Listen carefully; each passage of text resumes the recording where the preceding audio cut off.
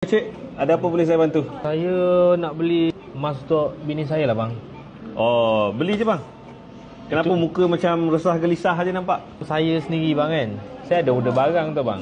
Ah, Barang kereta lah. sama-sama. Saya pun ada baru beli juga tapi tak sampai lagi barang kereta tu. Tapi boleh tahan harga tu bang. Dekat belas-belas juga. 12,000. Hmm. Ui, mak kereta ni. Saya memang minat bang. Tapi itulah bang, macam mana? Duit dah habis dah? Sikit ada. Dia tak boleh angsuran ke bang? Ansuran kena pakai kad kredit lah. Tak ada pula bang. Dah habis limit dah. Sempena apa tu bang? Anniversary bang. Oh, anniversary kalau boleh kena beli yang besar lah. Tu jadi masalah saya sikit lah bang. Lepas tu sekarang ni bajet berapa? Kalau dalam 1,000, 2,000 ada ke bang? Ada.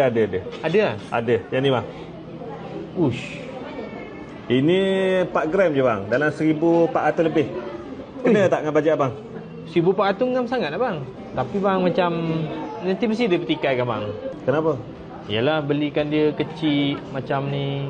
Abang faham lah kan perempuan. Nanti dia kata saya tak sayang pula. Siapa bagi nombor telefon bang? 019 019 okay. 443. Saya masukkan dalam grup bang. Grup apa bang? Grup Kereta. bukan grup GTB Geng Takut Bini dengan Pertabi. Pertabi. Oh. GTB saya tahulah. Saya admin. Pertabi apa? Pertabi Persatuan Takut Bini juga, dia sama. Oh, abang dua tepat. Dua. Cuma Pertabi saya presiden. Apa benefit dia bang? Benefit dia kita lelaki akan sama-sama membantu lelaki yang lain sebab kesian kadang-kadang kita lelaki ni kata apa kaum yang tertindas. Tapi itulah bang. Bini saya marah bang kalau kecil macam ni. Macam mana saya nak buat Okey.